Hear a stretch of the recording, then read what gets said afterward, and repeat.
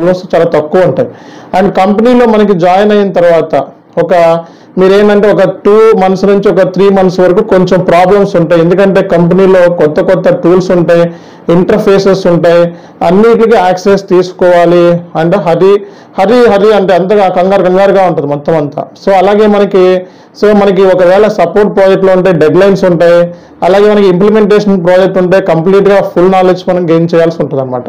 So కాబట్టి మరి real టైంలో ఇనీషియల్ స్టేజ్లో ఒక 2-3 months వరకు కొంచెం సఫరింగ్స్ అనేవి ఉంటాయి, కంపల్సరీగా సఫర్ అవుతారు, అందులో ఎటువంటి డౌట్ లేదు. ఎవరైతే ఈ 3 monthsని సఫర్ అయినా సరే దాన్ని టేక్ ఇట్ ఈజీగా తీసుకుంటారో వాళ్ళు రియల్ టైంలో సస్టైన్ అవుతారు.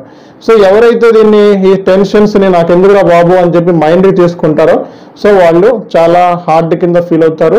అండ్ వాళ్ళు చెప్పకముందే అంటే కంపెనీ వాళ్ళని రిలీవ్ చేయకముందే వీళ్ళే రిలీవ్ అయిపోయి జాబ్ను వదిలేస్తూ ఉంటారు. సో కాబట్టి రియల్ టైం సర్వైవల్ ఇష్యూస్ అనేవి ఉంటాయండి, ఒక 2-3 months వరకు ఉంటాయి. అది ఒక రియల్ టైం ట్రైనింగ్ పక్కా తీసుకున్నట్లయితే ఓకే. సో అలా కాకుండా మీరు ఫేక్ ట్రైనర్స్ దగ్గర తీసుకుంటే day 1 నుంచి మీకు స్టార్ట్ అవుతాయి ప్రాబ్లమ్స్. సో కాబట్టి ఫస్ట్ మీరు 4+ years ఆఫ్ ఎక్స్పీరియన్స్తో వెళ్ళాలనుకుంటే ఒక రియల్ టైమ్ ట్రైనర్ని పిక్ చేసుకోండి. సో నెక్స్ట్ పాయింట్ ఏంటంటే మీ సాఫ్ట్ స్కిల్స్ అనేది ఇంప్రూవ్ చేసుకోండి. ఒక రియల్ టైం కన్సల్టెంట్ ఎలా మాట్లాడతాడు అండ్ కమ్యూనికేషన్ ఎట్లా ఉంటుంది, అందుకే ఇంగ్లీష్లో మీరు ఎప్పటికప్పుడు మీరు ప్రజెంటేషన్స్ చేయటం, సో ప్రాజెక్ట్ గురించి మాట్లాడటం అలా ట్రైనింగ్ సెషన్స్లో ఉండగానే చేయాలి మీరు. సో అందుకే మన ట్రైనింగ్ ఇన్స్టిట్యూషన్లో ప్రాజెక్ట్ క్లాసులతో పాటు ప్రజెంటేషన్ క్లాసెస్ కూడా యాడ్ చేసాం. కాబట్టి మీరు ప్రజెంటేషన్స్ చేయటం మూలంగా మీలో ఆ కాన్ఫిడెన్స్ అనేది పెరుగుతుంది. అండ్ రేపొద్దున సర్వైవల్ ఇష్యూస్ ఉండవన్నమాట. కాబట్టి రేపొద్దున జాబ్లో కూడా మనకి ఎలా మాట్లాడాలో తెలుస్తుంది. అలాగే జాబ్ కొట్టాలి అంటే ఏది ఫస్ట్ స్టార్ట్ చేయాలి, దేంతో ఎండ్ చేయాలని తెలుసు అనమాట.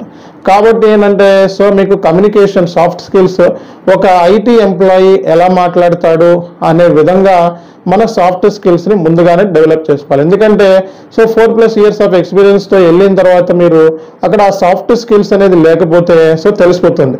So soft skills including emails, మనకి ఈమెయిల్స్ని ఎలా రాయాలి, ఎలా డ్రాఫ్ట్ చేయాలి అనేది కూడా మనం నేర్చుకోవాలి. నవే డేస్ మనకి ChatGPT లాంటి టూల్స్ వచ్చేసినాయి. సో వీటితో ఆర్టిఫిషియల్ ఇంటెలిజెన్స్ వచ్చేస్తుంది.